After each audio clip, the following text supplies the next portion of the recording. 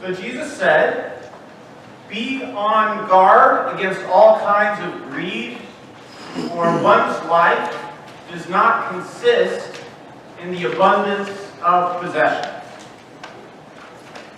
Upon hearing those words from Jesus, I guess there's really just one thing for us to say. Jesus, you don't know what you're talking about, right? Greed? Please, don't worry about it. Of course, one's life does consist in the abundance of possessions. If life didn't consist in the abundance of possessions, then why would it have taken so many boxes and a big truck for me to move into my new house just the other month? If life wasn't about pulling down barns and building bigger ones, then why would my favorite TV channel be HGTV, with show after show about tearing out old ugly kitchens and bathrooms and putting in new, bigger, brighter ones? If life wasn't about sitting back for many years to eat and drink and be merry, then why would we all be so excited about this thing called retirement that I hear so much about? Come on, Jesus. Storing up treasures for ourselves? That's the American dream, baby! Don't knock it till you try it. Well, I'd like to say that I'm joking. The truth is, there's a lot of truth to that, isn't there? That we think Jesus doesn't know what he's talking about. Not that we would ever say that out loud, but then our lives say plenty about whether we really take Jesus' words about greed and abundance seriously, don't they? The rich fool in Jesus' story does sound an awful lot like the kind of people we strive to be from time to time. The ones who have bought into the myth that what we really need to pursue, the things that we really need that will bring us joy and meaning, bigger stuff, more stuff, lots and lots of stuff. But no, says Jesus, life does not consist in the abundance of possessions. Now, Jesus said that in response to a man, a brother, who came to him with a request to settle a dispute over inheritance. We've all heard stories, maybe some of us have experienced it firsthand, dividing up an estate, settling who gets what. Well, that can be a difficult and controversial matter. So who better than Jesus to offer some advice and some wisdom on the subject? But Jesus isn't really willing to play along. And instead, he uses that occasion, that question, to warn about greed and possessions and the foolish pursuit of more stuff. Now, I think we kind of know in our minds and deep down in our guts a couple of things about this subject. I think we know most of the time that money, possessions, can be good. Wealth can provide a level of comfort and security for ourselves, for our families.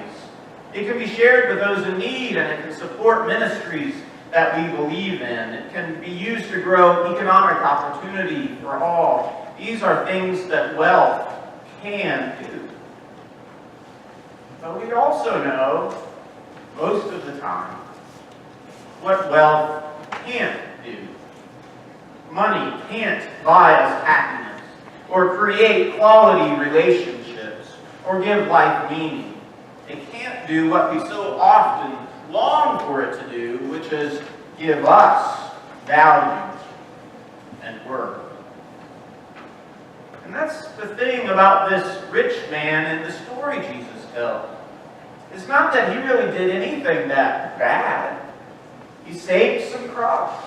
He stored away safely in his barns. He planned for the future. It's just that he was the center of his story. He takes care of himself. He talks to himself. He has an imaginary conversation with himself while he's talking with himself. So when God comes to him and says, what do you have to show for your life? Well, all he has got is himself and his farm and his plans for himself. His way of being wealthy, of handling stuff, was all about one thing. Me. Me. Now I think it's possible to have wealth and to have stuff and not be like that guy.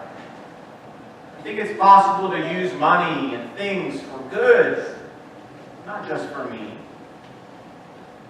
But if it is, then we have to hear Jesus' words today as the sort of warning that we need to reckon with time and time again.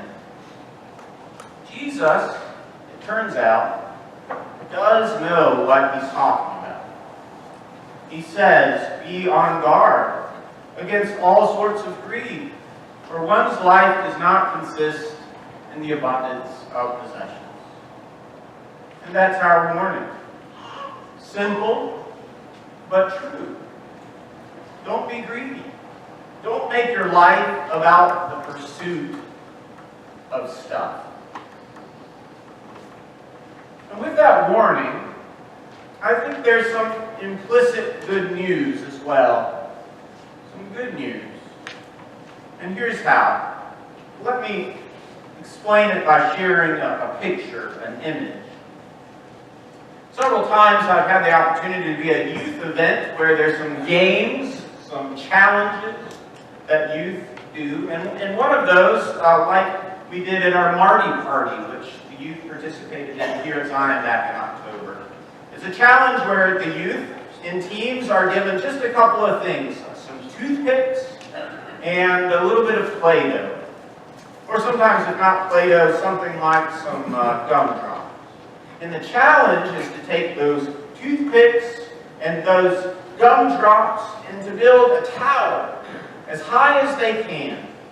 They're given a time limit, competing against other teams, and at the end of that time limit, their tower that they built out of toothpicks and gumdrops is measured to see who can build the highest tower.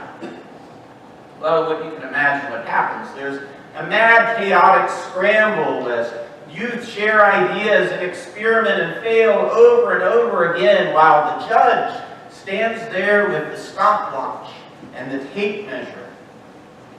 Oftentimes, attempts to build tall towers collapse, are rebuilt and collapse again before the judge calls time, measures how far or how not far that group was able to build their tower.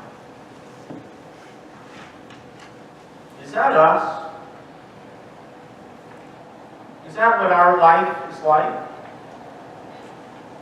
Is that what your life feels like sometimes? Like you are racing against the clock, against others, against the odds, to build higher, or to succeed faster, or to possess more and more and more, because someone is watching you, someone is measuring you, someone is judging you. If so, then the words of Jesus we hear today can free us from that game. Because the truth is that no one stands as judge over us except for Jesus himself. In the beginning of the story we heard in the gospel, Jesus says to that brother, friend, who made me judge over you? But the truth is, Jesus is Lord and judge over us all. But he doesn't judge with a stopwatch and tape measure. He doesn't judge us on the height of our towers, or the newness of our kitchens, or the size of our bank accounts. Jesus judges us. Jesus measures us according to his mercy and his love. That is indeed what life consists of, the abundance of God's mercy, the abundance of God's grace. Life consists in the abundance of grace given to us in Jesus Christ. The good news is that greed and the pursuit of stuff don't have to rule us, because Jesus already does. We're at the center of our life, of our story, is not me, but thee. And that indeed is good news.